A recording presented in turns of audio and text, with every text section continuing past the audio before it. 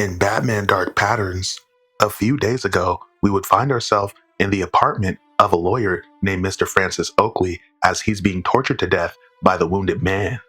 You see, Mr. Oakley covered up the atrocities that Ace Chemicals committed in the town of Greensfield, and now he pays for it as the Wounded Man gets ready to stick a needle in his eye while telling him to hold still as he's a doctor.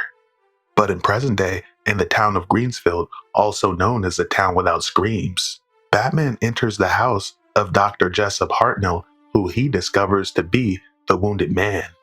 Batman contacts Commissioner Gordon to update him on his investigation. Batman discovers that decades ago, Ace Chemicals bought the land in upstate Gotham. They used the land as a chemical dumping ground where they created an experimental nerve agent known as creosin.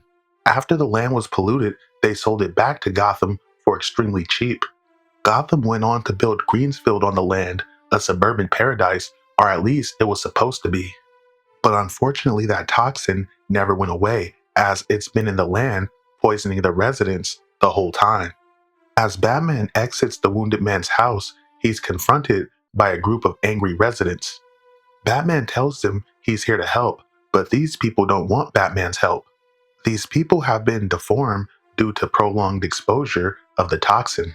It's safe to say the toxin may have even affected their mental state. They tell Batman they don't ever feel tired or sick, but Batman tells them they need help. As the residents swarm Batman, he thinks to himself that the human brain has natural failsafes. These failsafes stop us from using the full potential of our body and potentially hurting ourselves. But whatever the creosin did to the townspeople, it's overriding those failsafes. As the residents beat the shit out of Batman, for a second, he blacks out. But when Batman comes to, he sees a lady scolding the townspeople, letting them know that they're going too far. Batman talks with the lady, and she tells him she's the one that drew the Wounded Man on the sign.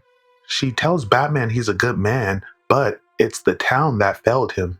But as Batman informs her that he has become a serial killer, she tells Batman the story of the Wounded Man's wife.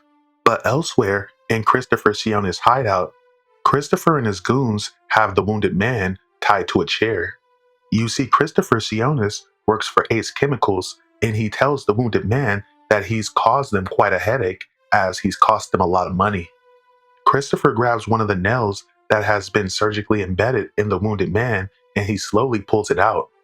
As he pulls the nail out, the Wounded Man starts losing a lot of blood. But the Wounded Man tells Christopher he is the root cause of the disease and he must be purged as the Wounded Man breaks free of his bonds.